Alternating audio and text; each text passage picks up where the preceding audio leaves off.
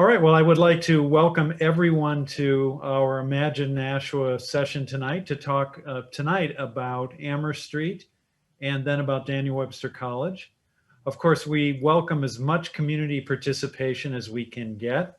So we appreciate all of your participation. This is the first master plan that the city has done in 20 years, and we want you to help us envision how we would like to see the city evolve, how some of these changing areas, such as Amherst Street and Daniel Webster, can evolve in a way that's best for the community. I want to thank not only, of course, you as participants, but our Citizen Advisory Council Committee. We have a group of citizens who are helping to guide all of this work, in addition to the staff and our consultants who are working on the project. So with that, I would like to introduce, of course, Amber Logue, who is the chair of the Citizen Advisory Committee. She's been putting on a lot of time and helping us to elicit and get participation from as many people as we possibly can. So we know that Nashua is a great place already. We think we can make it even a better, greater place to live and work and raise a family. And therefore, we just are very excited to have all of your participation. And I will turn things over now to Amber. Thank you, Mr. Mayor. Welcome, everyone, and thank you so much for joining us this evening. We are really excited, and everyone's been working really hard in the background to dive into this conversation with you. And I would first like to thank our citizen-led master plan committee for their work, their diligence, and to recognize them. You don't have to unmute yourself when I call your name. If you just want to give a little wave so we can put a little bit of, a name with a face, if you would. So Scott LeClaire, Adam Varley, David Tenza, Raymond Garino, Heather Raymond, Wendy Hunt, who has just joined us as the new Nashua Chamber of Commerce president. Thank you so much, Wendy. We're excited you're here. Paul Shea, Dan O'Donnell, John Jerzak, Scott Cody, Raymond Brousseau, John Spira Savette, Marjorie Bollinger Hogan, Jean Porter, Heidi McDonald, Gloria McCarthy, Peter Schaefer, Marianne Malizi Goya, and Homa Jeffrey. Thank you so much, everyone. And we, again, keep this short to really dive into the conversation. Just a few quick housekeeping items. We do want to keep just a learning mindset. As we transition in and out of some break rooms and just, have a little bit of patience, please keep yourself on mute outside of the breakout sessions. We would like for everyone to be able to participate through a facilitated process, and in an effort to respect each individual's input, just keep yourself on mute. Please identify yourself when you do speak with your name and, if it's applicable, how you are involved, if you're a stakeholder, affiliation, etc. Please, during the presentation itself, go ahead and add your questions inside of the chat box, and we will do our best to answer them as well. And if you do know somebody who was not able to make it tonight, or if you have to hop off early for whatever reason, or you want to share this after the meeting, the video and the presentation will be posted on imagine.nashuanh.gov later this week. I do want to introduce the city staff again, give a wave and thank them for their due diligence. Sarah Marchant, Matt Sullivan, and Julie Chismas. The UTL team is Elizabeth Vanderels, Will Cohen, and Taskina Tareen. And with that, I would like to pass the meeting over to Taskina to start our presentation.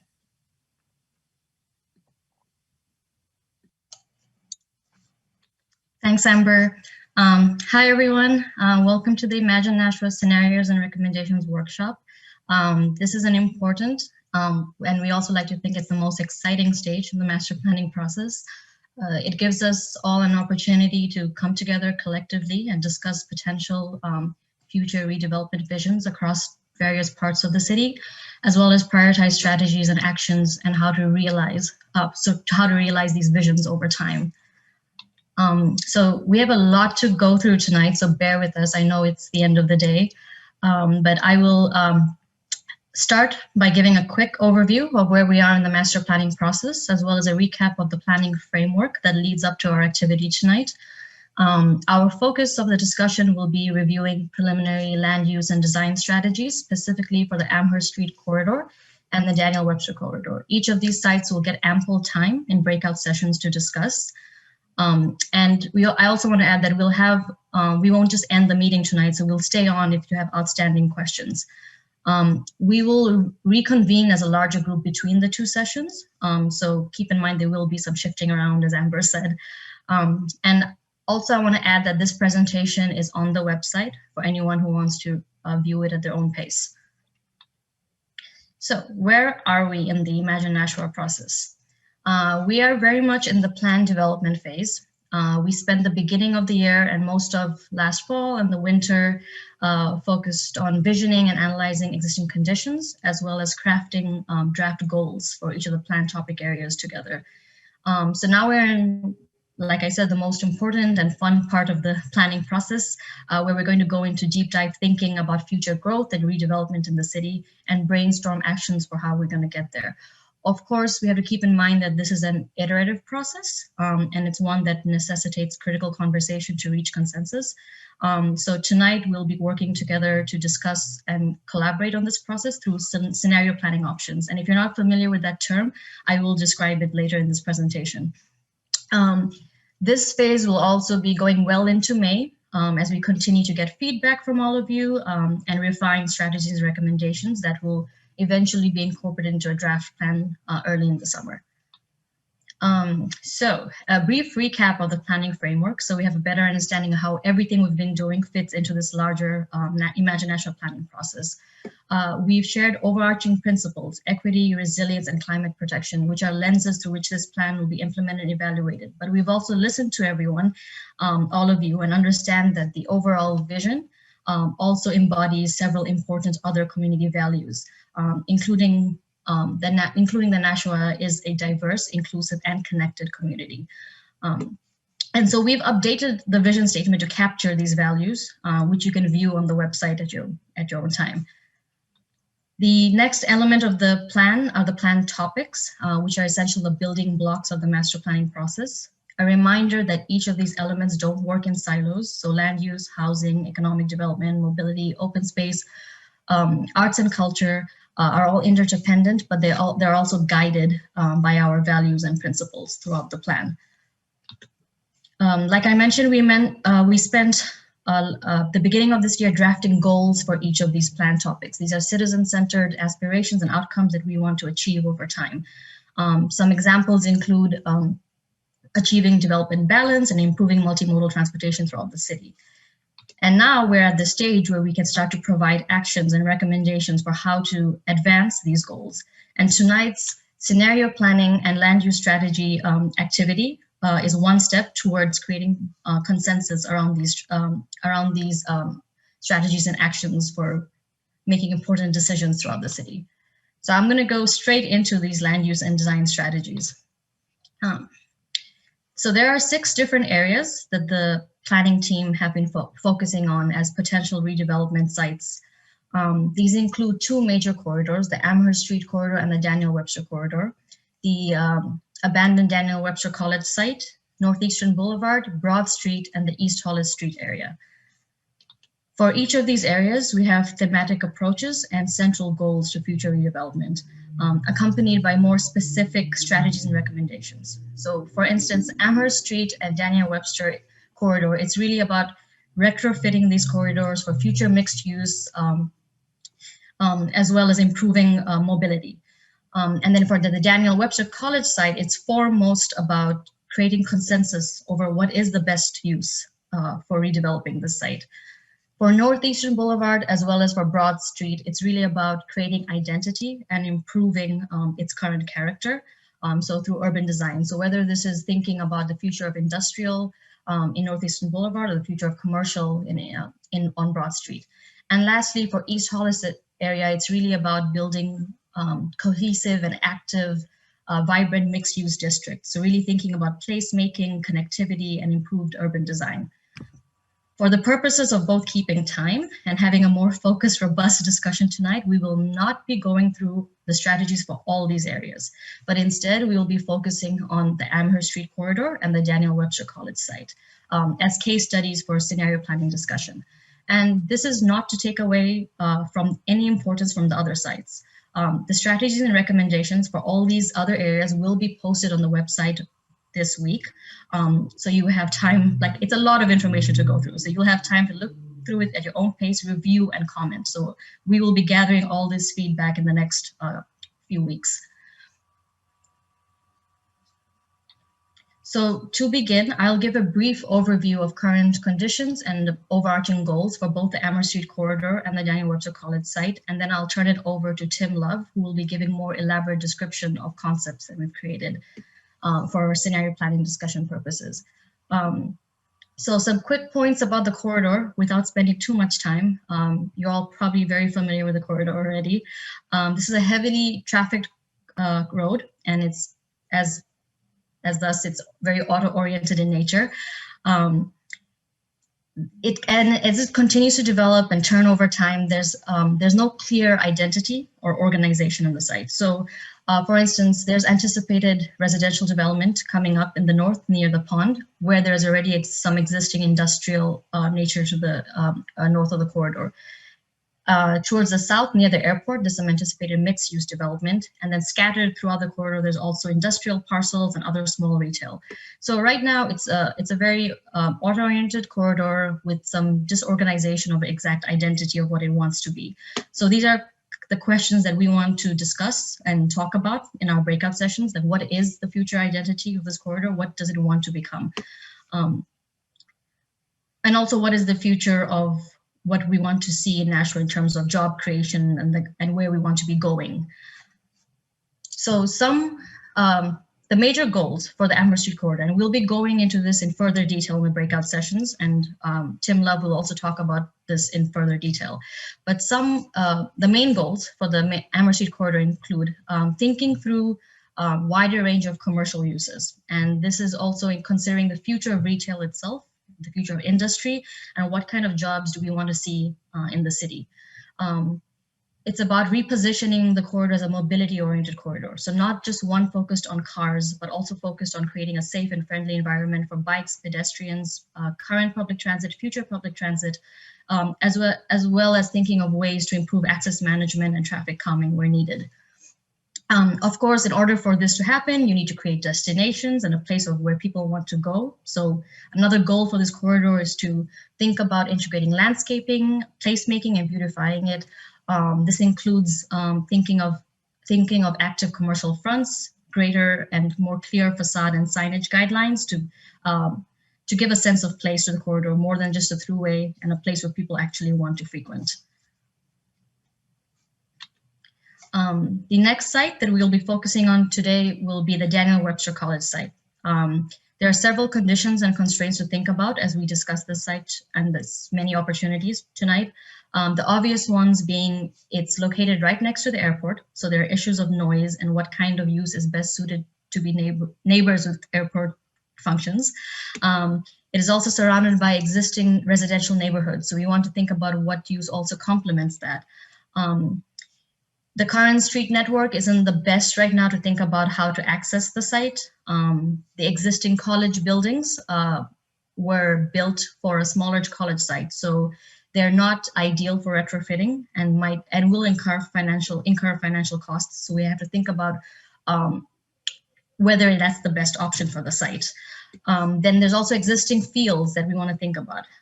It would be great to preserve these as community fields, but we have to think about the trade-offs. This is a privately owned site, so we have to think about what are the drivers for change on this site. And then lastly, we also have some critical wetlands and vegetation that buffers the site. So the main goal for the Daniel Webster College, foremost, as I said, is tonight we want to think about and create consensus of what is the citywide goal for the site and what is the best possible use for the site. Through our brief study of the site, we think that a moderate density residential development would be good for the site that complements the surrounding existing neighborhoods. But we also want to keep it open and consider uses that could complement the airport, for example, some industrial uses.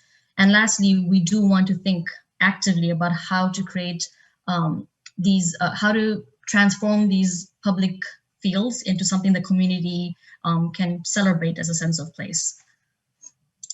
So tonight we're going to go straight into these areas. Tim Love is going to give us an overview of the concepts we've created for both areas, and then we'll break out into smaller groups to discuss the future of these areas.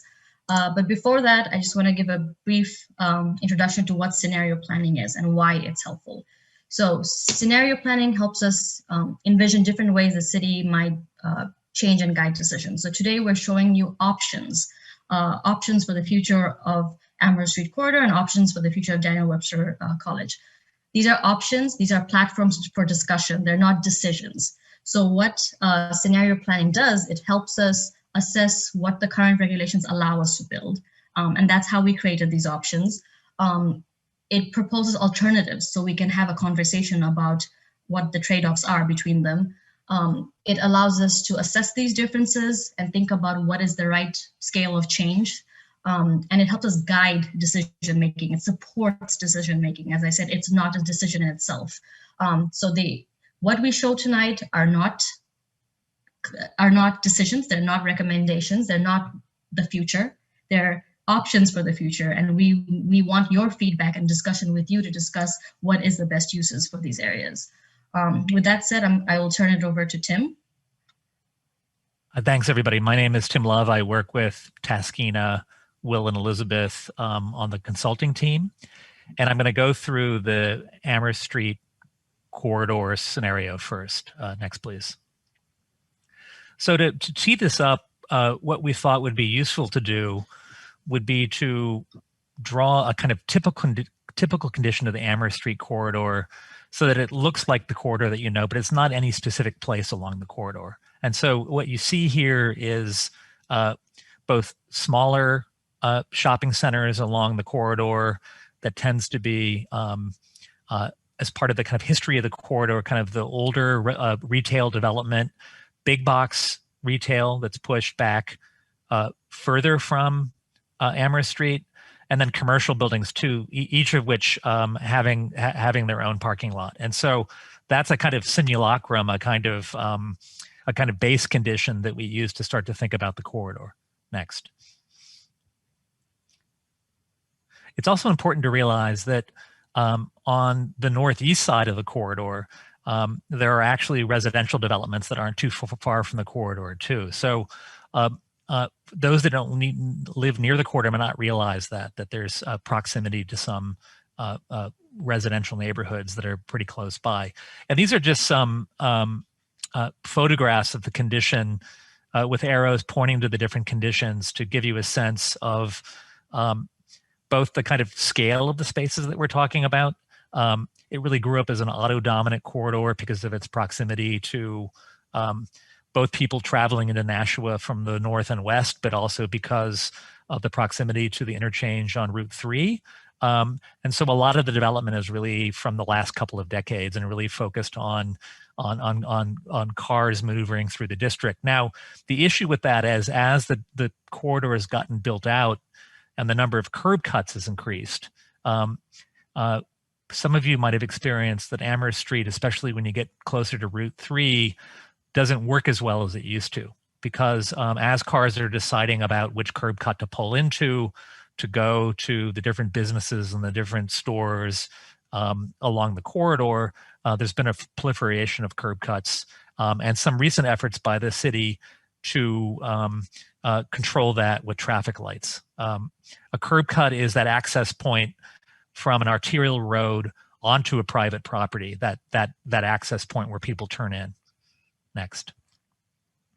So our scenario for Amherst Street started thinking about some of the traffic issues, but ended up being an idea about future development and placemaking too. By placemaking, I mean a strategy to beautify the corridor. And that's predicated on the idea that a series of streets for slower traffic, they're called carriageways in a traditional kind of design of a boulevard, with fewer curb cuts to access that, would provide a route for slower cars immediately adjacent to retail and businesses along the buildings proposed there, allowing Amherst Street to be treated more like a boulevard, more like a through boulevard, with fewer access points off of it. And so we see this maybe as a triple benefit to bring buildings closer to the street, to give it, to beautify it in a way in terms of the kind of the frontages of those buildings, but also to create immediate locations for quick in and out parking that would be right along those establishments along these two carriageways. One would move north and west, the other south and east. Next. And so this is an illustration of both a cut through that new arrangement that shows the different components. What you see on the right hand of the image is through traffic lanes, no reduction in lanes or turn lanes than exist today. We've made those lanes a little bit narrower than they are now to create a little bit more real estate. Next to those lanes that are through lanes along the Amherst Street corridor is what's called a berm or a verge, depending on what part of the country you're from. And that's a green buffer between the through lanes and the carriageway that could have green infrastructure for stormwater, bioswales or plants that help with water retention. It could have trees in that zone. We've shown a tree in the distance, but not to kind of obscure the illustration. And then we're proposing two-way bike paths on both sides of the throughway for convenient bike access. And because of the reduction in access points from the higher speed arterial road, existing Amherst Street in, that would be a safe place for people to ride bikes. And then the carriageway, which would be one way in both directions, would have diagonal parking right in front of new buildings, in front of the establishments, but also a series of ways to get back to larger parking lots behind those buildings. And so if you go to the next slide, that arrangement in terms of a kind of one-way path and then diagonal parking along the edge, I think the best example that a lot of you might know was the recent redesign of downtown Concord, New Hampshire, which has a very simple kind of arrangement to the arrangement that we're proposing here. Again, one-way through lane, diagonal parking, ample sidewalks in front of the businesses and the retail establishments along the edge, street furnishings, street lamps and things that we're not showing in this rendering. And where there isn't parking, in the gaps between buildings, we can bring those plazas out a little bit further and make those real places that are associated with a cafe or a restaurant or places like that. Next. Showing you the before and after, the existing conditions from the center median of Amherst Street moving north is in the image on the left. Typically for the smaller shopping centers, there's a small parking lot in front and more parking in the back. And we're proposing in the image on the right, the reallocation of those dimensions to move the newer buildings slightly closer to the street, but aligned to create that kind of active public realm immediately in front as part of that convenient parking.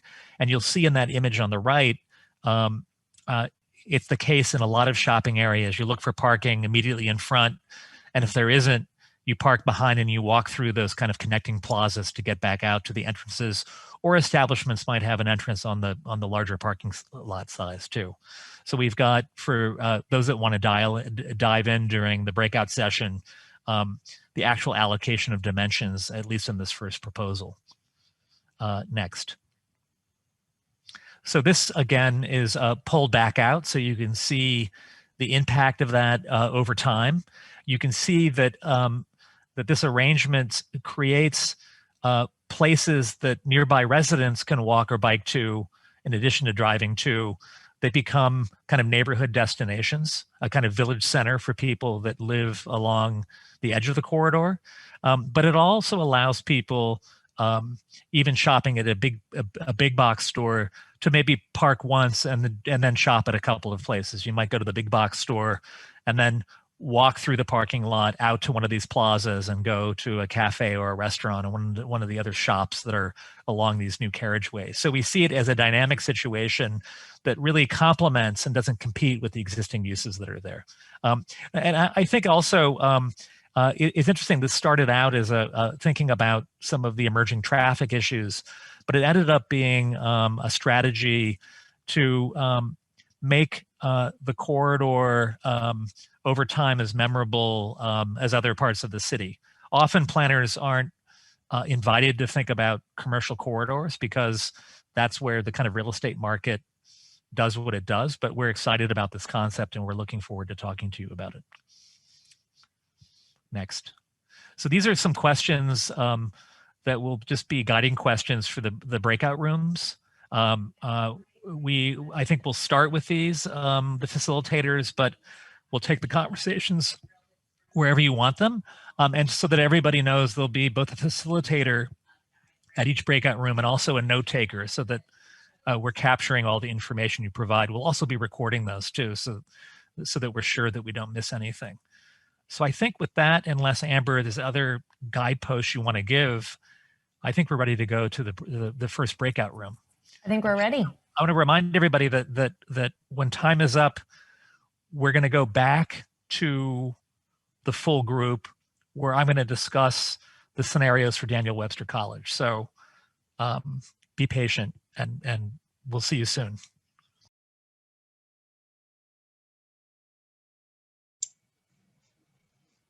Hi, everyone. Can everyone hear me? Hi. Yes, can hear you. Yeah. Can hear you. Carter, would you mind recording the session? I'm just afraid I might not have enough space on my computer.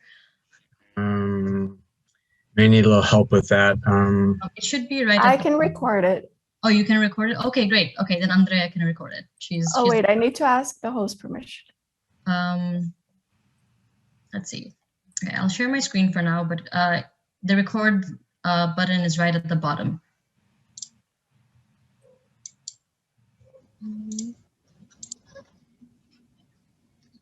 Is everyone able to see my screen? Great, thank you. So thank you everyone for being here tonight. Tonight is really about hearing all of your views and feedback on what we presented. So this is about Amherst Street Corridor. There's some guiding questions here, but we don't have to follow them. If there's any that speaks to you, we can start from there. But if there are some initial just thoughts and feedback you have immediately, I'd be very interested to hear anyone right now. I can't spell it. And feel free to unmute. I think we're enough people.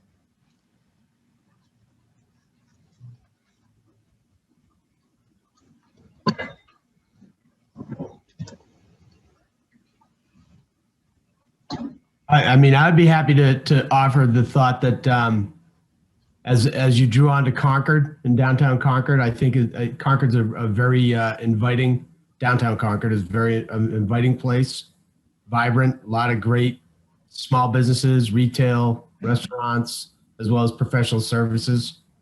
And if that's the kind of thinking, I think that it's really smart. I have to catch on to the whole Amherst Street renewal kind of thinking after looking at it for my entire life in different phases of it.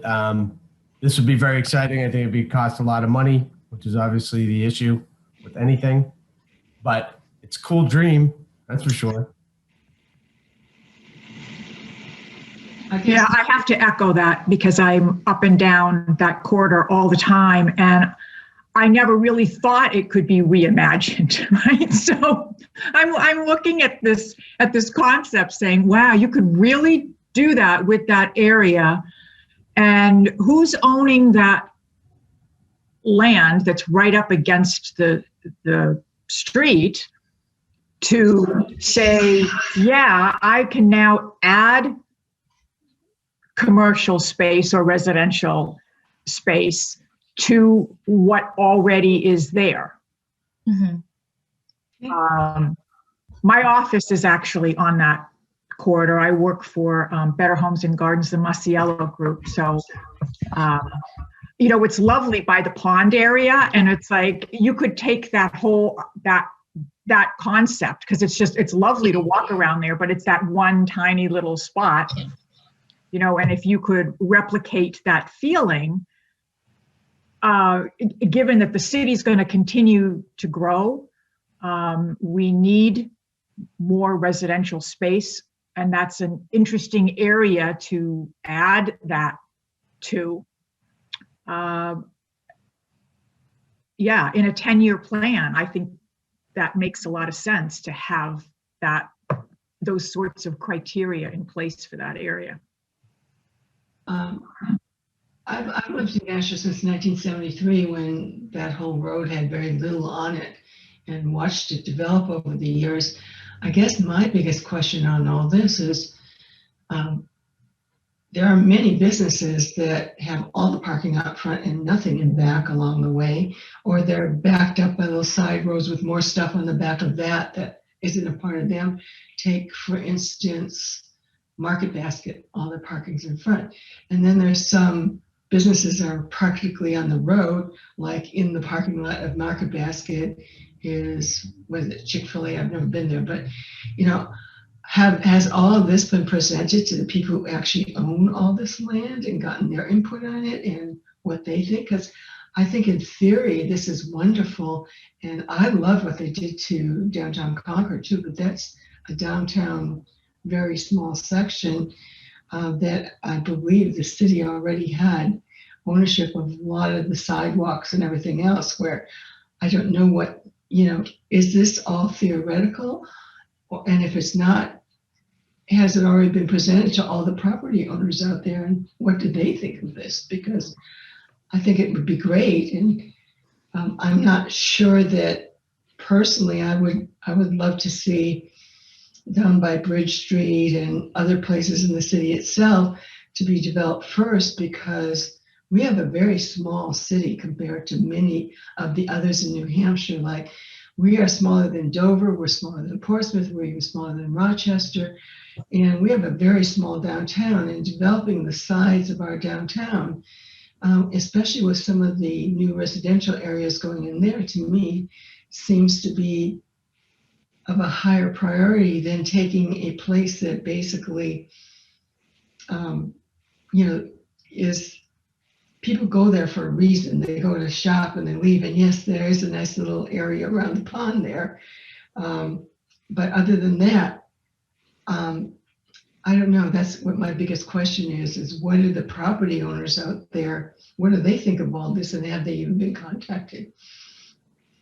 That's a great point, Judith. And I'll give my initial answer to that. And Carter, if you have anything to add from the city side, please do.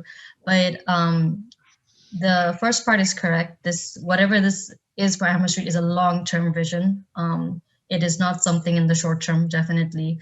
And the reason why we focus on Amherst Street for that reason is because what you said, East Hollis area, downtown area, there are visible improvements that can be made. And we're very aware of how those short-term sort of complete street strategies for connecting the area better, sidewalk improvements, we're aware of all those. And we've already thought through that, but we felt like we needed a bold vision for Amherst Street, because as a few of you have just mentioned already, going down that corridor, you can't imagine it. And we couldn't imagine it either. So we thought, let's imagine it. Let's just imagine it 10, 15 years from now. And the beauty of a master plan is you get to do that. Because the plan is not about Amherst corridor. It's about creating a vision for the corridor. Of course, there's a greater process that will need to happen after this, including incorporating the business owners, thinking about how on earth this will be financed, how many stages it will take. But that is almost, if we can decide together if this is where Amherst Corridor could be and should go, that would be a major goal of this master planning process. Hi, I'm Wendy Hunt. I'm new to the Greater Nashua Chamber. I'm not being antisocial, but we have a new puppy, and that's why I'm muted and keep turning the camera off. Pardon me for that, for being antisocial in that respect. My hometown is St. Petersburg. 4th Street North, which is US 92, reminds me so much of 101, especially when we moved here about 20 years ago. And they have done exactly a plan like this, and it is absolutely beautiful. It has made the city, the value of the city, I can't even tell you what it's done to it, just how beautiful it is, and the green spaces. Sorry, you have to mute. I'll let you see her. She's being wild. Anyhow, I think it's a great idea, and I'm going to mute. Thank you, Wendy. Yeah, I had to remind myself this was Imagine Nashua. When I first saw this, I said, this would be really cool, but I just don't know how you afford it. But then I stepped back and said to myself, all right, we're just talking about how cool could Nashua be? Right. And even during this planning process, as planners, we've also been skeptics. So this has been really a positive move for us as well, just to think about what could it be rather than focusing on all the constraints. To Judy's point, there's a lot of cool stuff going on downtown. How do you, other than bikes and vehicles, how do you connect downtown to this part of town? That's a very good question, and that's a very good question, and it also reminds me of something else that I just wanted to address before I go there, which is Amherst Street necessarily doesn't have to become downtown. It can have its sort of own character, and so I know that it might be a concern for some people that how will we differentiate between downtown and Amherst Corridor? I think the future of retail and the businesses that actually would probably be in demand along Amherst Corridor is different from what is downtown right now. So that's just something I wanted to say beforehand.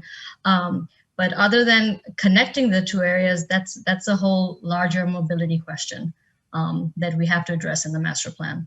And that is a part of our goals in the sort of top goal that we've been discussing. Like, how do we better connect the city?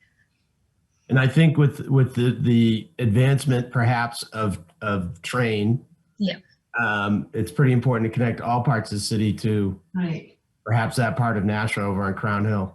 Mm-hmm. Yeah, you're right, Rob. I was just thinking, I tend to be a rather practical person, and I love theory. And this, to me, you're kind of agreeing with it. This is theory. It's right now at this point reality, because there's so many issues involved in it. And I love the idea of having different areas in Nashua with a theme around it. You even go up to Manchester, and they have different areas of Manchester, like this little, I forget the name of it, but they actually have the arches over it. You know, you're going into a certain section of Manchester over on the west side. And they have their own community organization that, develops it and all. There's a lot of the old French Quarter up there. So having different areas and different uses, I just think that we have to be very clear that this is Imagine Nashua, and maybe start talking about what we would prioritize on, because I've been involved in the performing arts project since it started, and I just know all the flack we get back on it from people who don't want anything new. And here's this administration again spending all sorts of money on all sorts of things we can't afford. It's just going to raise our taxes. So I think we have to be very clear that this is a long-term plan, and it's looking for input on how we all see our city over the next number of years, rather than something that's intended to be done with taxpayers' money immediately. I'm sorry. Can I just jump in really quick? I wanted to, I'm sorry. where would this start and end? I was curious about that. So that is a very good question as well. So if we thought about this in terms of phasing, we would actually start with a smaller portion of the corridor, and I would say that would probably happen towards the south, where there's already sort of anticipated mixed-use development happenings, some smaller retail, the conditions that sort of allow it. It's probably where the character also asks for it. The stages, so this also goes to what Judith is saying, is that longer term planning would be the green infrastructure and the whole corridor improvement. Before that, we have to think about what will attract people here and how do we start to get the property taxes actually to allow this to happen. So this might be by picking a few parcels towards the south, thinking about talking to owners, thinking about conglomerating those parcels, testing it on those parcels, the carriageway, and seeing how successful sort of the carriageway works with one small portion of the corridor. Then the other stages would begin, thinking about the overall corridor and if we can apply this to various parts of the corridor. I don't see this happening towards the north in the beginning. I see it more happening towards the south. At least that's how the planning team and the city have been discussing it. Okay, great. And then I just wanted to say that I think that like this is such a great idea, especially when you're looking at it from like a public health perspective. That's the kind of hat I bring to the table here as a professor at RIV, and I'm also the director of the Greater Nashua Food Council. And I think it's, anytime you can, encourage like active transportation and lots of walking around, I mean, this just totally improves the health of the Nashua area, but also I was curious about the housing part of it because we do have such a lack of affordable housing in the Nashua area, and even like low income housing is fairly expensive. Is there a plan to work with developers on putting in some more like Section 8 or even like young professional housing to attract more young people? Carter, do you have any input on that? I'll have to get back to that question. I was thinking of something about now all the changes within the right of way. Do you anticipate taking additional property from property owners to widen the right of way, or are all these changes going to be done within the existing width of the right of way along Amherst Street? That's a good question. So the drawing right now is showing cutting into the parcels, it's cutting into the property. So it'll be probably an easement situation, giving some incentive to the property owner about having this space in front of their property and the benefits of the carriageway. So right now that's what the drawing is showing. We tested it the other way around. So we tested it within the sort of right of way, and it was just not ideal in terms of what the space we had. It's like, where Peter's Auto is. Right. They have, their building used to actually be pretty far back from the street, and now, their cars are right up against the sidewalk pretty much. I know they've expressed concerns that people have hit their cars and damaged their cars along the right of way. So anything that's like this, any additional takings or easements is probably going to involve some site plan amendments to whoever owns these properties along the right of way. So it would have to be a buy-in from the property owners along the corridor, because their taxes are going to be different, their assessed value may be different. It may take away some of their parking in the front or revise it. So it'll be interesting because we'll have to work with all the different property owners along the corridor to see how it's going to impact their businesses. Well, think about the carpet place. They're they're right on the sidewalk. Yeah. Oh yeah. That's the area right by Peter's Auto. It's the same thing right there. Yeah. Yeah, there's quite a few right on the road along the corridor. Especially in that area. Right. To Jessica's question, and I'll vouch that I'm a commercial builder here in Southern New Hampshire, so I try and pay attention to what's going on. But to your question, Jessica, there's numerous affordable and market rate housing projects that are being thrown around Nashua right now. And there's probably 10 different locations that are being discussed. That's exactly right, Rob, to your point. Everybody, of course, I work in the zoning department here, and we don't get any calls now for new restaurants or anything. Everybody wants multifamily. That's all everybody wants.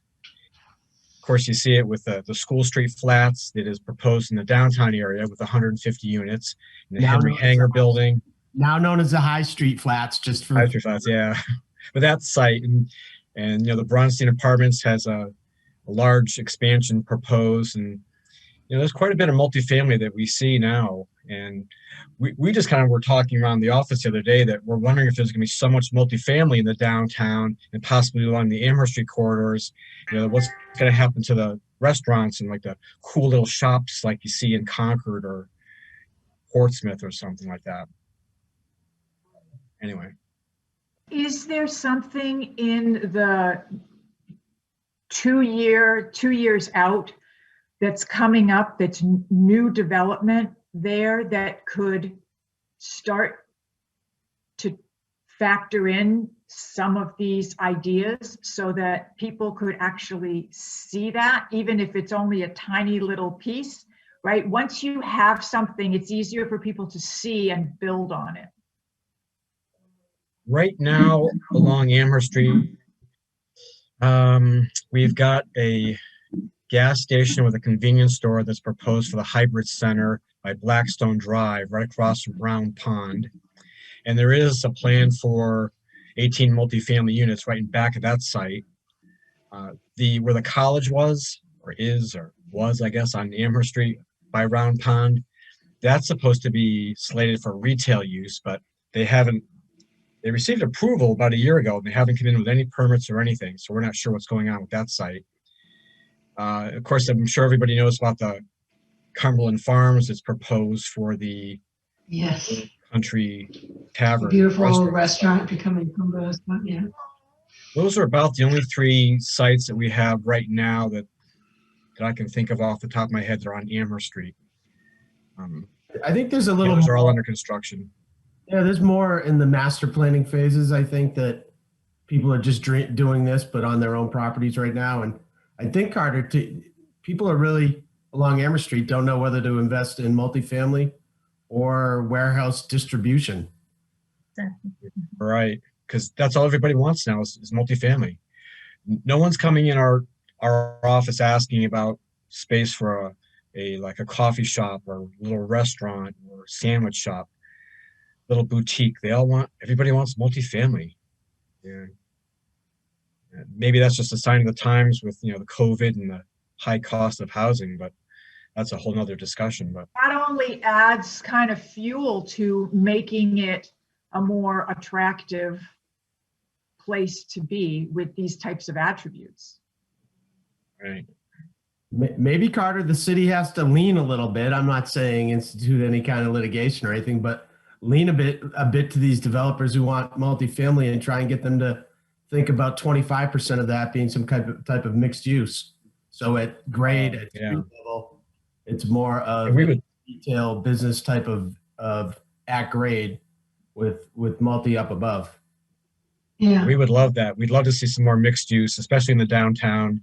The Hamlet Kerrigan law office now going to be a apartment in there. So like 16 units. With multi-use stuff, I mean, one of the things that we're seeing a lot of in the Massachusetts area that they're doing really well as far as, again, addressing public health issues.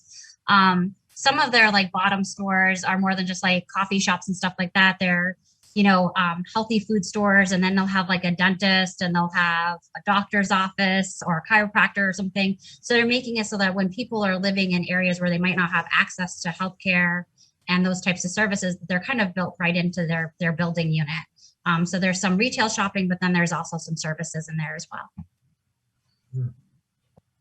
Yeah, and our ordinance, the land use code table of uses, does support those types of uses in certain zones, especially the commercial zone. So people can come in and do those, and we encourage that. Especially in the downtown area, we want everything to be 2 stories and above. Where we'd like to see, the storefronts right on the sidewalk and maybe some multifamily up above. Just another observation. Getting back to, I thought Amherst Street was east and west, not north and south. But I guess you mean by the southern end is closer into the city and the northern end is further out. Rather than looking at just, the beginning, the middle, or the end, is there a section somewhere along the proposed corridor that already has enough room to do this without a lot of businesses right on the street, or with all their parking in the front? Is there an area that you could look at first and say, this is where we would like to try it first because it's more doable here, and we could use it as the model for what the rest of the corridor could look like? It's just a thought. No, that's a great starting point, actually. As we showed in the presentation, we showed a prototype of the corridor. And the reason we did this is we didn't want anyone to feel like this is exactly where it's going to happen. So instead we studied the corridor, took different conditions and sort of made a prototypical condition. But yes, any plan for this corridor would need a master plan for the corridor all on its own, which would require a whole team further studying this corridor and like what the traffic is and where to actually begin. No, it would be great to have something in place to say, when anyone comes up with wants to do something in that area, a developer comes in and, goes to talk to Carter, whatever, understanding the zoning. And you say, this is the vision for this street. So how does your plan fit into this vision? It would nice, like if you can get the vision more solidified and people at a certain level have bought into that. It's kind of like, what comes first, but it's when you have a vision out there people can all see and buy into, right? You take another step forward, right? It's like one step forward, one step back, but saying, this is great that you want to develop here. Let me show you what our vision is for this and how does that fit in? And it helps you carry that a little bit further to reach your goal. Yeah. Susan, that's exactly what we have in the downtown master plan. In that one, we have architectural elements that we want builders to use, massing, where the parking needs to be, access, where deliveries need to go. And whenever something comes in our downtown, we look at the downtown master plan and make sure they're trying to meet that. And if they don't, they'll have to go to the planning board and apply for waivers from the planning board. But we do have that, at least in the downtown. And there are a few other area master plans, like the Southwest master plan and the East Hollow Street master plan. So it has worked, but it just works in small little steps. Whenever something comes in along the corridor, we can say, hey, here's the downtown master plan, and we'd like to go over the facets of that with you as you start your development process. So the process does work, and it can work. Right. It's not like the whole street is going to get retrofitted in a year. It just doesn't happen that fast. Right. It's a long-term, like to have that vision. It's a 15-year, 20-year vision. So, Carter, do you know if you can do does a TIF have to be downtown? I'm not sure if it has to be downtown. We don't have that many of them. I personally have never been involved with those. That's usually something the mayor's office or Tim Cummings from the Economic Development Office works with. The last community I worked in had a few of them down in Florida. But I don't think it has to be in a downtown area. I think the city, and I'm not by any means an expert on them, but I think as long as the city and the tax department realizes that this specific area, the taxes that they get are going to be used for improvements in that area. So it doesn't have to be in a downtown. It can be somewhere else, I believe. To answer your main question. Like in Bedford, they put the verge or berm, as I look at it, but in Bedford, they put that berm in, and it's really changed the habits of drivers on 101 in Bedford. It's certainly beautified the area. And absolutely. Or starting kind of from the middle out and moving out might get people excited if they're seeing some green grass and landscaping down the median strip as kind of a beautification of the Amherst Street, and then they get excited and they can take it maybe a little bit further as time goes on. Baby steps, so to speak.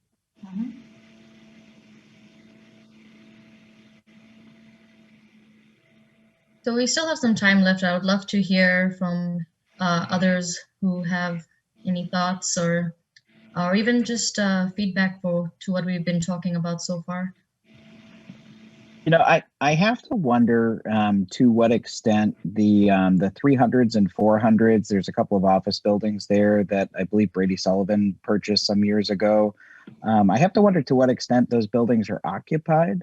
I know that we talk a lot about retail and the impacts that online shopping has on retail, but I really do think that a lot of the service and a lot of the more tactile retail experiences will endure. Up and down Amherst, I think a lot of the weeding out of businesses that are going to be impacted by online retail has already taken place to some extent. And the big thing that, of course, has happened this year is a lot of people are working from home. A lot of people are talking about not going back to the office. You've got this set of office buildings. This is up by Bertucci's, right across the street from Chick-fil-A. You've got a set of maybe 4 or 5 story buildings that might be suitable to convert to housing. The frontage of them and the placement of them actually reminds me a lot of this conceptualization here. And then there's another one up near the Hybrid Center where I think you were talking about a gas station going in, Carter. There's another office building up there that's right on the street. It's right up against the street. I think maybe Autism Speaks or some other office was in there for some time, but it sounds like there's a lot of occupancy in that building too. So some of these office building spaces might be very suitable and especially welcoming to this kind of streetscape. That's just one observation that I've got. And then the other one is, in the nearer term, I think that there are a lot of kind of smaller improvements that can be made. We have Amherst Street is a lot of, I'd say, lower income retail jobs. A lot of the workforce housing is downtown. There are a good number of folks that take the bus up from downtown to go to work up on Amherst Street. And it just kills me to see some of the bus stops where there's no shelter, especially during the winter. Even just some of these more modest improvements to improve comfortable access to transportation up there could be done, I think, in the nearer term, and be kind of a segue to this bigger improved mobility vision that we have here. Thank you, Paul. And I just wanted to add that part of the master plan process, our next steps actually are to look at these sort of tactical improvements that can occur across the city. And this is including East Hollis area and other areas where we can start to think of these immediate improvements that can be made to get the momentum beginning. So yeah, bus shelters are a big one. One of the things I wanted to mention to the group that concerns me is this the actual parking capacity being shifted to the back of the buildings, and how that's working in downtown where I do business. It's very difficult to get people to use the high street garage, for example. My customers, to get them in there for a variety of reasons. They don't want to be in there. And how does, when you move, and I just don't know the answer to this, but when you move the parking to the rear, how does that make that more usable or attractive? We are stuck with an auto dominant culture until we can change that. We all want to. I want to change it. The combustion engine is dead. But how do you do that? How do you? And you still have to put parking in the back for decades, I think. I don't see it in the plan. I don't see it in these pictures. I don't know how you do it. Well, that calls for a pretty major redevelopment plan. I mean, the Nashua Mall, where Home Depot and Burlington Coat Factory is, and Starbucks, that whole site was all redone, and they have all the parking in the middle, but they have parking in the back as well. So, yeah, James, to your point, generally a building would have to be torn down and rebuilt towards the front of the site to have parking in the back, and it has to have adequate access for a fire truck and emergency vehicle. So there's a lot that goes into changing a building from the back of a site to the front of a site. You know, it's going to impact utilities, everything. It's a pretty major thing for people to do. So we'd have to see it. Well, it certainly looks better. Oh yeah, absolutely. Anyway. I think we have just a few minutes left. So this is a good time for anyone to leave any last comments.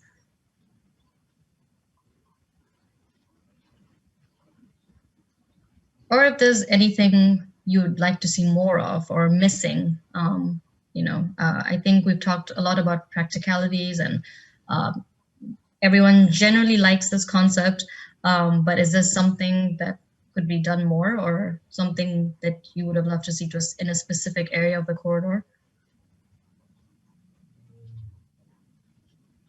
I would like to see if the property owners along Amherst Street would like to buy into this, and maybe it just takes one person to start the pack going and say, hey, I'm going to redevelop my site and go along with what the master plan envisions. And maybe there'll be like a herd mentality, and other sites will want to do it. Sometimes it just takes one person to just start the ball rolling and get this done. So we saw a lot of major nice changes along like the Main Street by Franklin Street, the downtown. There were a lot of nice changes there. There've been a lot of nice changes on Broad Street before exit 6. And sometimes it just takes a couple business owners to make one nice change, and others want to do it to keep up. Yeah, and I think that's why I said, is there a section on the corridor that this would work in where there aren't any buildings right on the road, to say this is a place to start? And when they see how nice it is, maybe the others would be more willing to change what they have, because they're going to have to change it. There's a lot of them that are right on the road.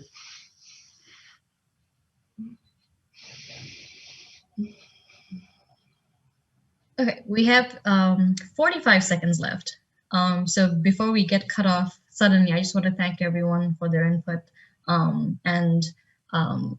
We're really excited about this vision, and we're going to take all the feedback that everyone's given so far, and to think about actually how we can make some of this actually believable and a reality for Nashua.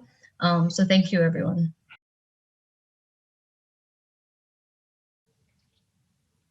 Welcome back.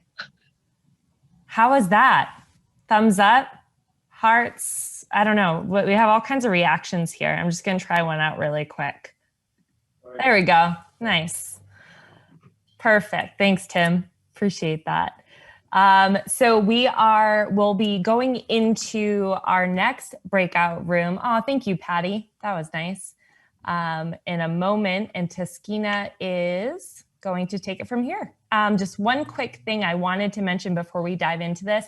If you do have some questions you feel you didn't get answered, we will not be, as we have in the past, just abruptly ending the session when we are done. When we're done with this next breakout, we will come back to kind of talk about what we went through, and then we'll stick around and answer any questions that you may have if you didn't get to speak or have your question answered.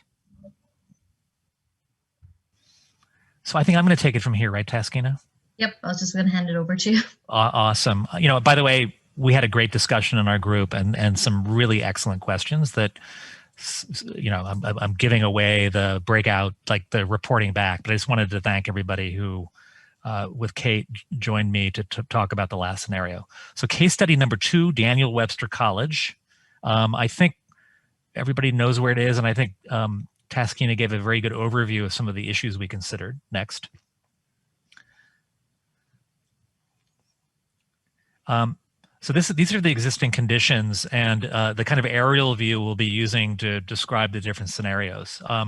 Again, the airport is on the right hand of the slide. There's some industrial buildings associated with the airport along the edge of the road that goes into the airport. And then there's a separate curb cut nearby to University Drive, which starts at a very close access point to the road to the airport, but is really about branding and providing access to the college buildings. You also see the recreational fields located there, softball field, baseball field, and a soccer field. And so in our initial analysis, as Taskina said, the existing college buildings are really tough to reuse. First of all, they're smaller than buildings at most colleges. They're like 2/3 like Disney World Main Street size college buildings. And so even their dimensions in terms of the width of the buildings makes them hard to reuse for housing, for any kind of commercial building. So we think probably a redevelopment of the site that proposes tearing those down to for other uses is probably the way to go. Next. So these are the three scenarios we looked at, the three options. The first was, what if it's a small little industrial district that's really associated with the airport? That's the one you see, option 1 on the left. And that one doesn't presuppose keeping the rec fields. It just says we'll make an efficient industrial district for smaller than typical kind of industrial buildings. Those aren't the bigger industrial buildings that Amazon's looking for, or a distribution businesses. Those are for smaller companies. It might be for a mechanical contractor or a small fabricator or a small manufacturer. And those businesses would have access off of University Drive in a street network that would really be about getting truck traffic into the site and not on the edges that face either the wetlands or the woods or nearby residences. So you can see where we're proposing even the loading docks for those buildings. And any associated kind of administrative areas for those buildings, which we're showing in orange, would line University Drive. So there would still be kind of a people edge along that side. We also looked at a industrial scenario, and I have slides at larger scale, so I'm going into much detail now, where we keep the fields and we squinch the industrial district closer to the airport, and then provide a public parking lot and a little rec facility to access those fields, with a kind of green buffer that would separate the industrial area from the rec area.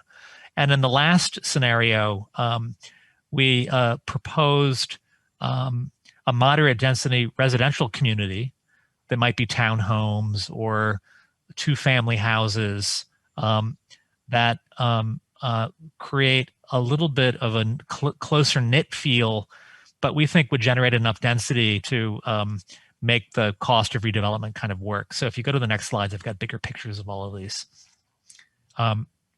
This is the larger industrial area. I think maybe you can see the trucks moving around there, an idea about circulation flow. You see the buffer of trees that separate the property from nearby residences. That's why we moved the line of development back a little bit further than the actual property edge to create a good green buffer there. The rest of that could be trees too and be a kind of green buffer. Next, you can see the circulation, where the idea is that trucks might come in on Pine Hill Road, which is the airport access, and then only come out on University Drive to reduce kind of truck conflicts, which is one of our concerns with putting industrial here, that Pine Hill Road is used by a lot of people that live in the area in houses. And so that's our concern about this little industrial district, that how truck traffic is managed would have to be very carefully considered. Next.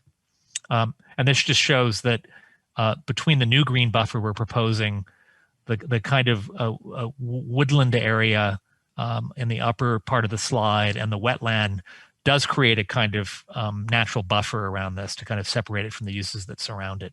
I think one of the issues is that with an industrial development here is that it's not super convenient for trucks.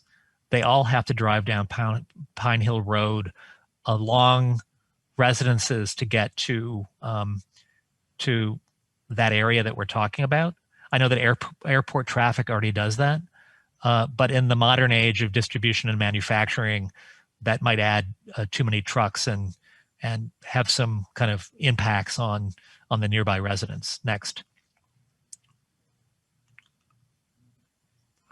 This shows where if you push the industrial area back, you can see its scale in relationship to the buildings at the airport.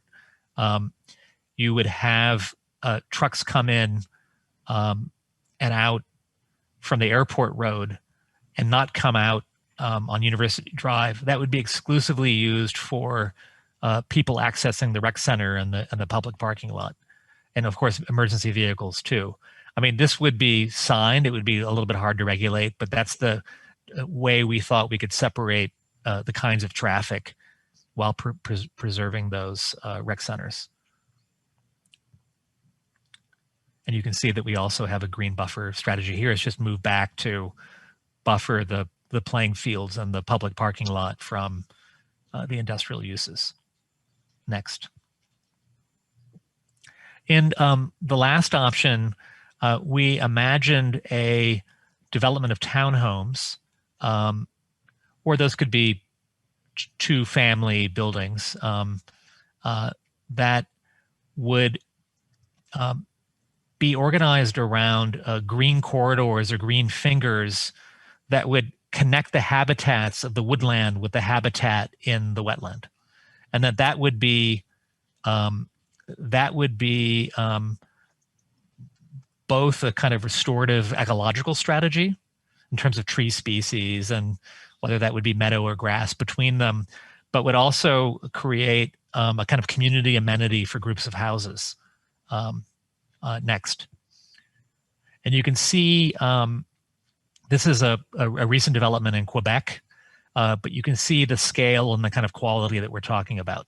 That those green fingers would connect, again, the wetlands to the woods and have a character like that with porches perhaps and a kind of community life that would share in those green fingers to create kind of smaller communities, 3 smaller communities that would be organized by those. Next. These are just some images of the potential scale of development. And we are partly proposing not single family houses, but slightly denser development models like this, because the cost of redevelopment to overcome the cost of demolition, environmental remediation probably, and some of the landscape features we think would make this work, and to preserve the playing fields requires more density than houses on 3/4 of an acre or 1 acre or 2 acre lots. And so it's also tied to the idea that this would provide another kind of housing stock in the city that might be embraced and welcomed. Next. And so you can see, these are just some diagrams. Those are the kind of ecological corridors, the green fingers that connect the woods with the wetlands. Next. This is the pedestrian circulation, which would move along those green corridors, but there would be footpaths in the other direction so that the residents of this community could easily access the sports fields and the recreation area. Next. So that's those are the scenarios that we looked at. So I think at this point, I think we're going to go back to the breakout rooms, right, Amber? Sorry, I was still on mute. Yes, we are. So there's been so many really awesome questions in chatter going on in the chat room. When we do hop right into the breakout rooms, if we want to take a moment to just answer those to the moderators, if you would be so kind. Yes. Perfect. And are we seeing new people, Amber, or the same people we saw in the last breakout room? It's a surprise. For the most part, you're seeing, I did move a couple people just to rebalance, but for the most part, the groups that you were with before are the same groups that you'll be with in this session as well. So either way, I'm going to get names wrong then. Okay. You guys all set? Yes. We're Right, good. I'm gonna open them up. Enjoy.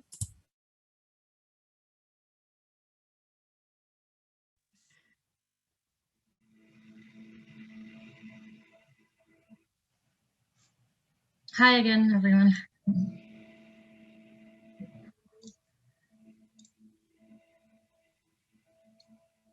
Can everyone see my screen?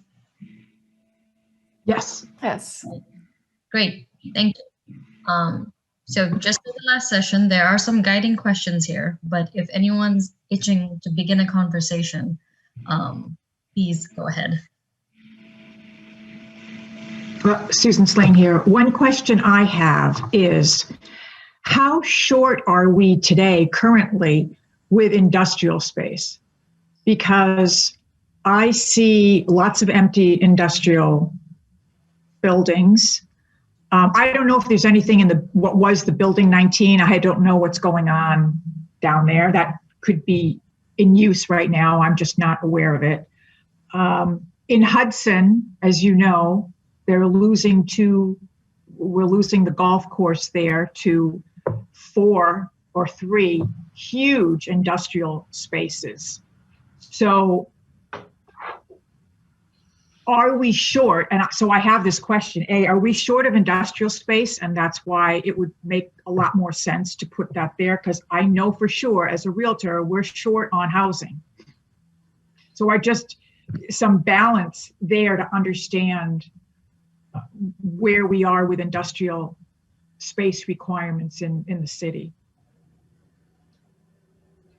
So it's more of a question. That's a good, I'd like to say something. That's a good question. And I worked at Daniel Webster College for the last 3 years. And I just not, unless something really bad happened to some of those buildings. Yes, there's a lot of old classroom buildings there, and the old administration building aren't worth saving. But the Collins Auditorium and that whole building it's in is relatively new. It's got a big theater in it. It's fully equipped. It's got beautiful offices in it.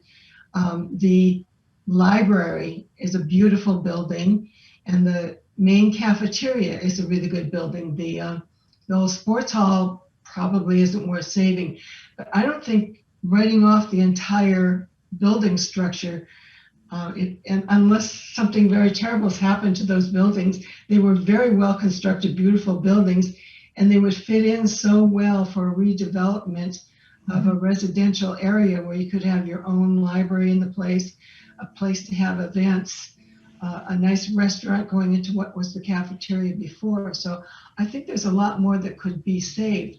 In fact, for a while, because of the issues they were having with some of the office buildings, my office was over in one of the existing townhomes. And those back then were not in bad shape. They might be now, I don't know. But there's some existing townhomes near the back road on the property already that either married students or, could live in.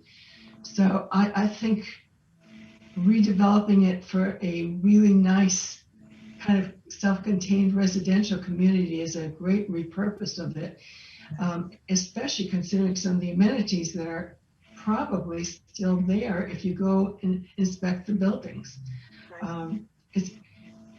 Yeah. And I'm even thinking there's a 350-seat auditorium there, and and the cafeteria was in excellent shape, and the library was beautiful. So I don't think the whole thing should be written off.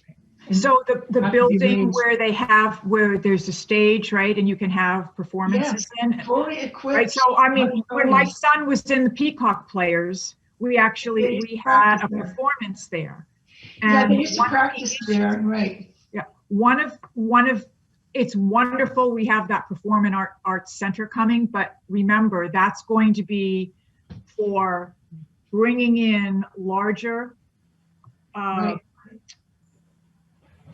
performers, bringing in money, and not necessarily for the local theater groups. And maybe they'll be able to get some time, whatever, but what a lovely little theater to be able to host these regional and city-wide performance groups in something that already exists, well, in a residential community. Yeah, but make no mistake, it is not a theater. It is an auditorium. It doesn't have I understand that. Right. I understand that. But we actually had to play in there. And it's got a wonderful area around it for events and receptions, because we used to do them all the time there. And combined with the theater, I mean, it's a really great building. Yeah. Yeah, I think Judy, we did a study in 2018. Our company was involved in a study on the campus, and there's a lot of bones to be saved there. Right. No question. There's some buildings that absolutely need to come down tomorrow. Right. But there's a lot of bones there that could be effective. And I think the fields are a big asset that the city could probably utilize. Turning those into turf fields maybe would be a big bonus for the city. And I do wonder why some type of senior housing community wasn't thought of for that spot, because there's going to be a doubling of seniors, people over 65 in the next 20 years, which is going to put a huge demand on housing. And that seems like a nice quiet spot with very little traffic, probably the least amount of traffic you'd ever have. It appease the neighborhood. It's needed. I think it should be on your list. Oh, I agree 100%. And I mean, we used to go on our lunch hours cross-country skiing. They had little trails through the woods there. It's just a lovely site that could be developed into residential, but just to show it all, wiped away and all these zillions of little houses on it, I think you have to take a new look at what you're imagining there and look at the buildings that could be saved to make it a more robust community for whatever is built in there, and then build around that.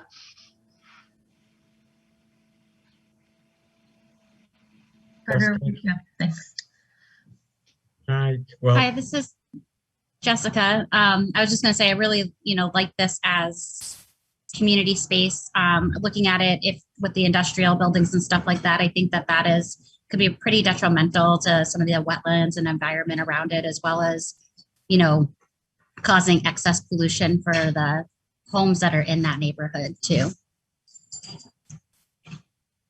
That's all I really had to add to that. Thank you, Jessica. Carter, were you going to say something? A couple of things. First of all, this property is about 52 acres. It's split zoned.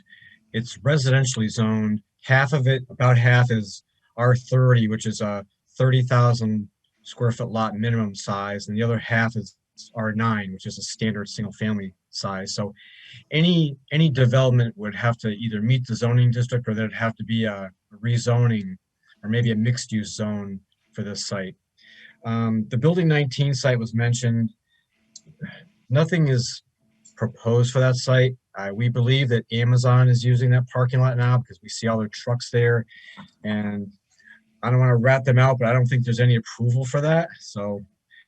But the owner of that property, we know him, and he owns quite a bit of property throughout southern New Hampshire, and I'm not sure what his interest is in having anything go there. We had a Walmart that was going to go there about 15 years ago, and that didn't work out, and it's just been sitting there all along ever since.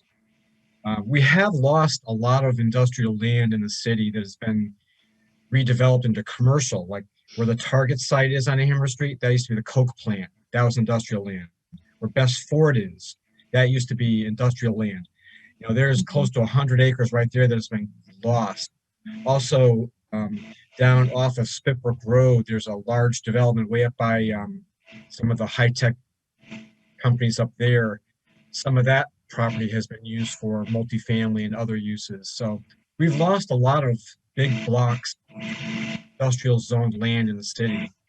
But again, we're not getting people knocking our doors down for large industrial uses anymore. Now everybody wants more smaller, high-tech type businesses or uses that aren't the heavy industrial uses that we used to see back in the development years of the city, like in the 50s and 60s. Right. So things have changed a little bit. So along Northeastern Boulevard, I mean, all the way from 111A, what is the percentage of buildings, industrial buildings, that are actually being utilized, and how many are empty versus how many are empty? That's a great question. I know we've had a lot of variances for like karate places, gyms, and restaurants, and pretty much anything but industrial. But at least the building is there, so if that use moves out, at least the building could still be used as it could still be right. It just seems a shame that land. Well, I also represent. I'm on the board of directors of the Nashua River Watershed Association, so I'm very interested in our green space and all of that. So I choked up when I saw one of the options is this whole thing is industrial. And I'm also a golfer, so the fact that their green meadow is going to these 3 gigantic warehouses, which the town still has to vote on, but it's probably going to go through. It's like, why are we going to destroy our green space? But you're asking the right questions, Susan. Instead of just being like, no, we can't have industrial, you actually asked the right question. How important is industry to Nashua right now, and how much land are we losing the land? Right. Well, I think even more importantly, that's a beautiful property there. And to turn the whole thing into industrial with the road access, what it is, and going through, I mean, on the bottom by the fields there's that whole little section where there's houses, in between the fields that Daniel Webster College used to own 1 or 2 of those houses, and then they sold them off, and they sold the land, and a couple more houses were built there. I mean, to turn that whole property into industrial, just to me, makes no sense whatsoever. And I would totally vote for number 3, reimagined, with a look at what the buildings are on the properties that can be saved, and then how to put the residential all around it to make a wonderful little community there. And I love the idea of what Rob said about, for senior citizens or over 55 or whatever, as a really wonderful almost self-contained. You could put a little store in there, you could put a hairdresser in there, maybe the building adjacent, and it's part of where the auditorium is, because there's a big space. The whole IT department was in that building at one time. So there's lots of space to do great things in there, and I think it would make a very wonderful self-contained little neighborhood community. I think industrial will be a hard sell in that neighborhood. I sit with the zoning board every other week for the last 22 years, and I know what kind of sites don't like, or what neighborhoods don't like certain uses, and I think industrial will be a difficult sell. I think the neighbors who live around there have some beautiful homes. It's a high-end area.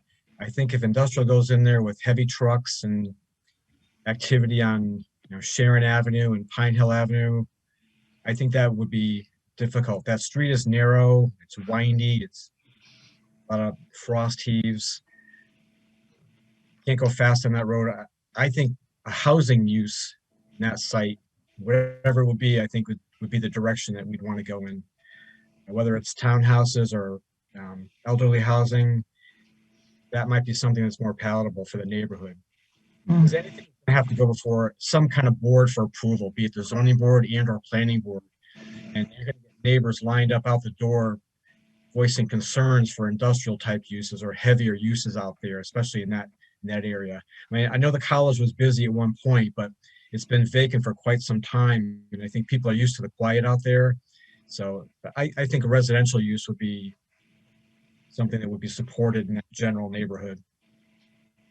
Are you aware of the ability of Airport Road to be lengthened and connected to Amherst Street? Is that possible? Airport Road or or the road that goes in the airport, like Perimeter Road. Perimeter Road, sorry, Perimeter Road. Right. I don't think that's ever been discussed. It would be, There used to be dirt roads back there that connected the two. there are some dirt roads like at the end of Massasoit, and I think it's Blood's Crossing. But I don't think we've ever seen a proposal for anything that's connected to Amherst Street. It would mean creating a roadway that meets the city standards for a roadway, which is going to be like a minimum of a 50-foot wide right-of-way, curb and gutter and utilities. It's all going to come down to expenses and who's going to pay for it. You know, roads are expensive to put in, and I don't know if the property owners on either side will be willing to do that. So, but wouldn't be a bad idea for extra access, though. Airport might like it like that way anyway, where cars can only come in on that one street, go to the slips. Not the slips, the hangars, not have it be as a through street.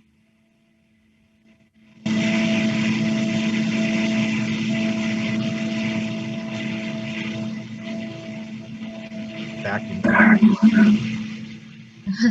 sure where the background noise is from. I wanted to touch on something Judith said, and then I'll again put it open for questions or comments. Judith, you are correct that about the 2 buildings or 3 on the Daniel Webster College side, we did consider those. But I think the bigger question became, because this is a privately owned site and there's financial costs on how we actually develop the site, because it's not a greenfield situation. So there are buildings that we have to demolish, and then what to build over has to actually make sense financially. But I do think there is another study that can be done if some of those buildings become not only community, but some retail, something that generates some income that actually justifies closed community work.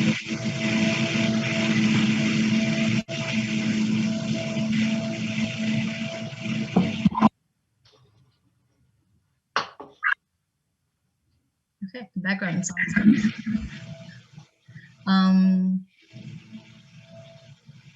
So I have a question. Is the current owner now finally asking the city, hey, help me figure out what to do with this? No. No. Again, we've never been asked. He's just sitting on it. The only thing that we've been asked is there was a travel hockey team that was using some of the dormitories for some older teenage kids, kind of like the NBA's bubble for the playoffs. They did that for the hockey team. As far as we know, I think that's been the only use in that building for quite some time, or that property in quite some time.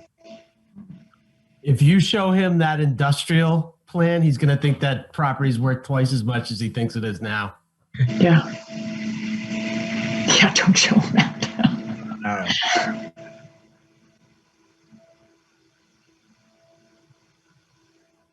Yeah, that's the big goal with Daniel Webster College is what do we want to see here, but also what do we want to convince the owner of as well. Right. So even though we're very aware that the industrial option is not what surrounding residential would like to see, and it's not ideal for the site given its natural habitat, as well as the people that live there. We were being practical in that sense, seeing what are the other considerable uses. Right. Well, it's easy. It's not zoned industrial, so that's simple. Yeah, I think you should just take it off the table. Yeah. Do not even show anybody it. This property is definitely worth trying to figure out, though. Although the owner is not a cooperative, easily accessible person, but he holds the key to maybe the most valuable property in the city. Right. But he can't change the zoning himself. The city is responsible for that. Well, he would have to apply, and then he'd have to go before the Board of Aldermen and the Planning Board, and there's going to have to be a study done. It's not an easy task. I mean, to rezone it may be a 6 to 9 month process at a minimum, and of course the Board of Aldermen would be looking at it, and it may be a difficult thing to rezone it to industrial, is my guess. There have been some rezonings along Amherst Street, on the Amherst Street corridor, that have gone from park industrial to park industrial mixed use, which does allow for multifamily and a larger variety of uses. So I think that's been fairly well received, because it does give property owners a little bit more variety of uses. Maybe some kind of a mixed use would be a nice land use here. Yeah, and I think some of those buildings would be conducive to it, like the cafeteria could be really converted into a restaurant. It's all, you know, the right size and shape, and I don't know what the condition of the equipment it is anymore, because it's been not used for a number of years, but you know, and there are buildings in there that I think would make it very conducive to mixed use. And you know, have the recreational facilities too. Down at one end, you could build a new complex that goes with that has, you know, like you say, it could be used by the city if that was agreeable, but definitely could even be rented out, as you know, as they're doing now with the hockey team that comes in. I think it's really important to figure out, you know, just pre-COVID, the owner was still seriously considering starting a new college there. Something to consider. That would be ideal. Focused on international students, and then COVID kind of put a kibosh on that.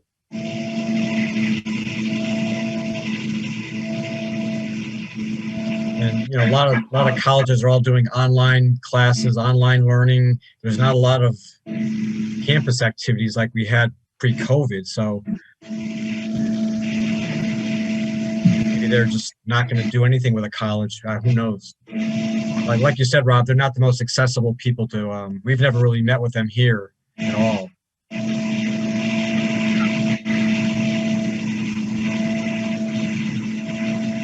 The fields are a nice amenity. The only complaint we've heard is that the softball field is too close to the road, and they wanted to put in a safer dugout, and they didn't have room for that. But other than that, they're nice amenities to keep, and maybe a nice residential development could build around that and use those as nice open field amenities. So, you know, in Concord, they're thinking about a new middle school, and part of that discussion is partnering with the YMCA and building a new YMCA.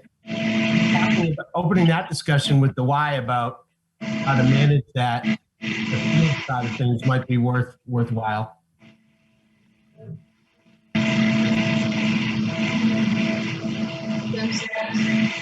Can we put no vacuuming in the meetings?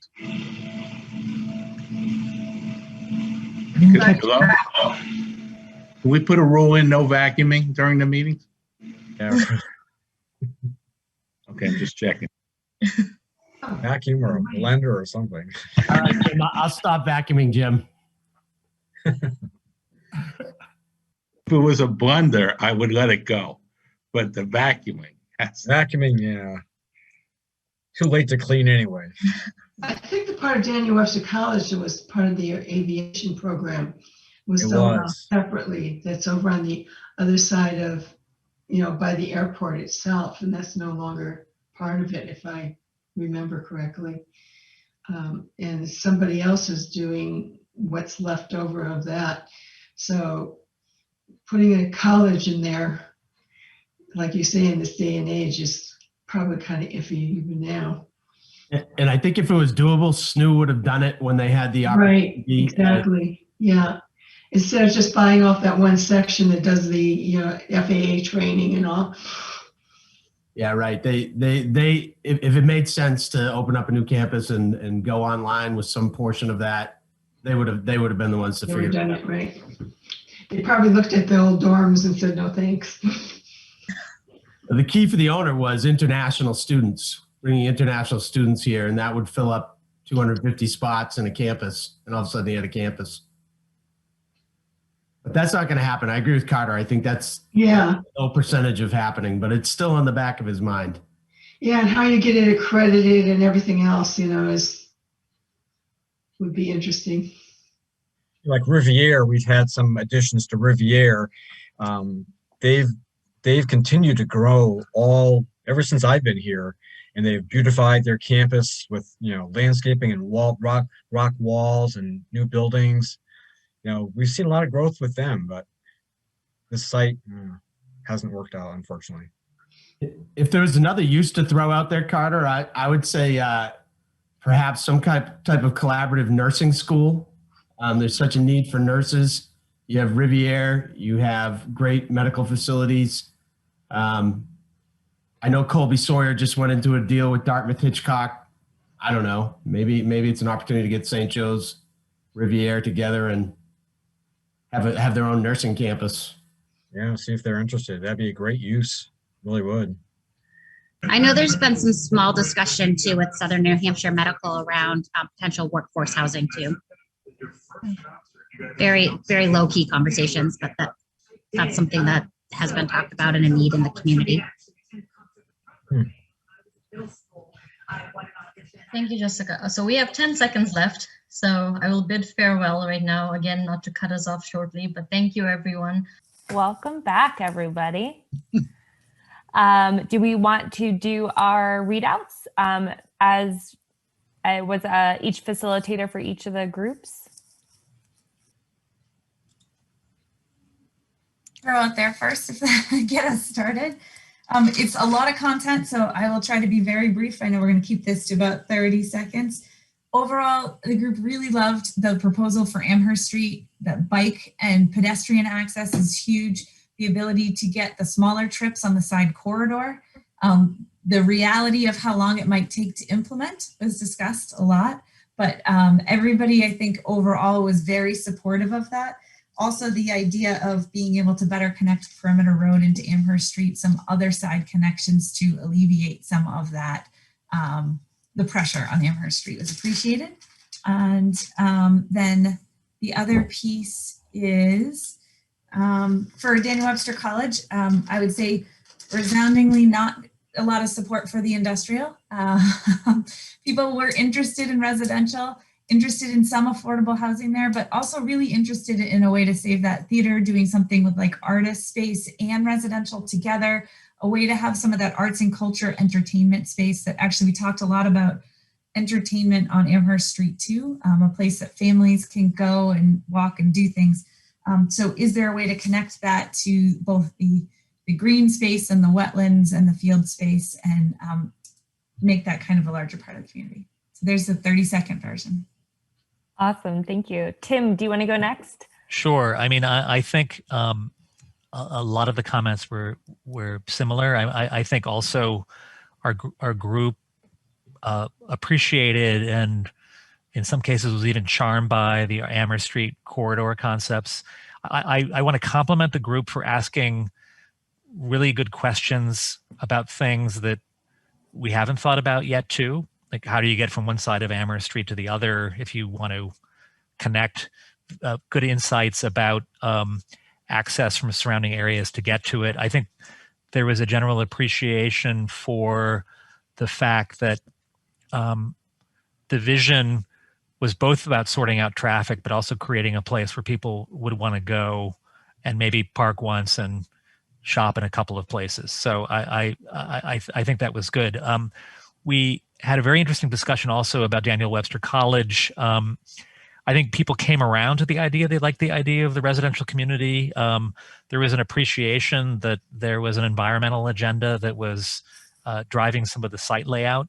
I think, like Sarah, your group, some more mixed use components, not in our case, arts and culture, but a cafe or maybe a shop or two, a place where the community could gather on a kind of ongoing basis, a kind of third place that might be between the residential area and the rec fields.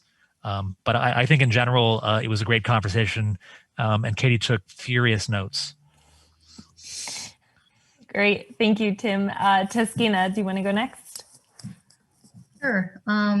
So very similar conversations as well, but some things that our group talked about for Amherst Corridor, everyone generally really liked the vision, but again, concerns for, not concerns, discussions about how long-term this is and if anything can be done in the short term to start seeing this process occur, and what portions of the corridor this would occur in.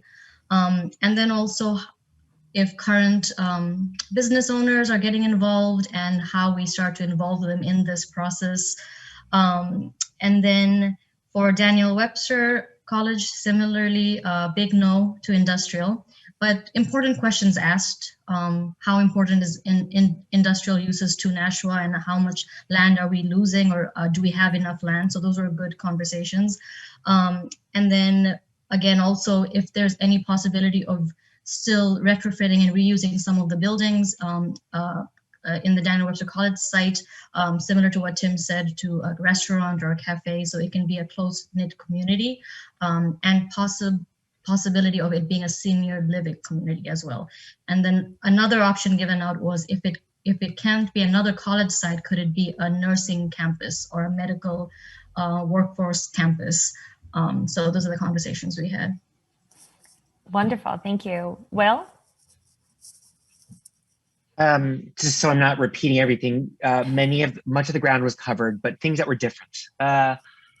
In terms of Amherst Street, it was a healthy discussion of what actually goes in the buildings, right? The vision's nice and it'll be hard to do and we'll have to change zoning, but like which parts are residential and what would actually the offices be versus the retail shops, and it used to be industrial, and just trying to actually get into that seemed like an essential piece to really making the vision feel like something real versus just a fantasy 30 years into the future. So that's definitely a thing which we're going to have to continue to work on as the plan develops. For Daniel Webster, I would say sort of many of the similar comments that you all heard, but what I took from it was that the site, because it was just like industry or townhouses or whatever else, it just didn't feel like it had the nuance to feel imaginable or like a place you'd want to be. So actually a lot of the comments that the previous groups were mentioning, a little cafe here or there, or something which is a little more creative in the layout of it all, would make it feel more like a place that would actually make it be the kind of neighborhood or community. And I would say it was somewhat varied in terms of industry versus housing. It wasn't all one or the other, but you know, both felt like they had upsides and downsides. But I think there was more people in favor of residential. Elizabeth? So also, not to repeat anything that was already said, but one thing that we did talk a lot about for Amherst Street was really thinking about the architecture and making sure that whatever we do put in place is timeless, because we do know that this would be something that would take a really long time, and we don't want to make it something very trendy and then we'll be out of date in 20 years. We also talked a lot about thinking about community spaces and where we can create kind of like larger areas to gather, so people are incentivized to really stay and hang out along the corridor. And then for the college, we had a lot of the same comments. There was discussions about reusing the auditorium and if we could make that into like a larger art space. We also talked about the potential of live workspaces. So maybe this is somewhere where somebody lives and then also has an office or an art studio downstairs. And we also had a lot of similar comments about adding in like a grocery store or some amenities, so that we're not really encouraging people to then get in their car and drive somewhere else, but also are just staying in the area that they're living in. So really great discussion as well. Last but not least, Matt. Thanks, Amber. Appreciate it. Second to everything that was just said, but just generally a really high level of excitement, which I think was great. We had some very specific conversations on the Amherst Street corridor about really how do we get here and how incremental will the process be, but also about how we're starting to sort of think of these ideas as we have applications and development projects come in right now, and whether we're actually starting to sort of plant these seeds. And I think we had a good discussion about that. And the answer is, I think we are starting to think about it. There was a really good discussion about public spaces, and particularly actually public spaces behind some of the taller buildings that would line up along Amherst Street corridor between those and some of the other uses behind them. And then also, how do we take some of the residential uses and residential developments that already exist and sort of consolidate access management out onto Amherst Street as we go through this development process that we'd like to see. But generally just really broad level support, I think, for the concept and a high level of excitement.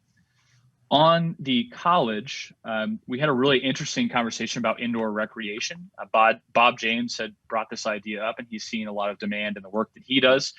And though we do want to maintain the existing fields that are there might be an opportunity to bring in a complementary use in the form of indoor recreation that we see a lot of demand for. And where do we put that, I think, is something that we want to have a conversation about. When it comes to the residential development, we too had some sort of mixed feelings, I think, at the end of the discussion about whether that was the right move going forward. But if we do move forward with residential, being sensitive to the existing residential neighborhood in close proximity, but also being more sensitive to some of the traits that the airport has, such as the high noise volume and also the sensitive wetlands in close proximity as well. So positioning and doing the right type of development is critically important here. Lastly, just thinking about complementary uses, it was great to hear that other groups had the same conversation. Not only should we have complementary uses for the residential, but also for some of those recreational spaces as well.